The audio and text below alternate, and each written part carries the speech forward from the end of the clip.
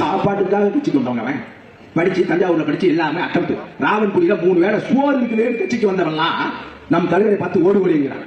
CBI summon அனுப்பி டெல்லிக்கு அழைத்த போது அவர் நினைத்திருந்தால் வழக்கறிஞர் மூலமாக கடிதம் கொடுத்திருக்கலாம், இல்லை என்றால் இன்னொரு தேதியை மாற்றி வாங்கியிருக்கலாம், இல்லை என்றால் உச்ச நீதிமன்றம் சொல்லி தடையாணை பெற்றிருக்கலாம்.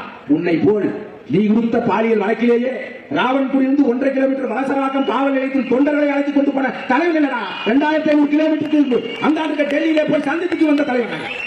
அதுல போயிட்டு வந்து விசாரணை இது நான் இதெல்லாம் பேசக்கூடாது நினைச்ச அனுமதி வாங்கிட்டு தம்பிட்ட சொன்ன, தம்பி நான் கொஞ்சம் எல்லாம் மீதுவேன், ஏன்னா இவங்களோட அழித்து ஒழிக்காமல் நல்ல அரசியலை இந்த தமிழ்நாட்டில் பரப்ப முடியாது. அந்த நீங்க பாருங்க அந்த வீடியோல, இதுல வேற பெண்கள் பாதுகாப்பு. உங்ககிட்ட இருந்தா பெண்களை பாதுகாக்கணும், உங்ககிட்ட இருந்தா பெண்கள் பாதுகாப்பு. வழக்கு காவல் நிலையத்தில் வழக்குக்கு போயிட்டு வழக்குல விசாரணை போறாது, நீ கொடுத்த வழக்கு விசாரணையில போயிட்டு வந்து அந்த புலிக்கொடி முடிச்சு ஆற்ற பெரிய காவிரி நதிநீர் உரிமை பெற்று வந்த போதும் கச்சத்தீவை மீட்டு வந்தது போலும் பாலியல் வழக்குல போய் விசாரணைக்கு போயிட்டு வந்திருக்கேன்.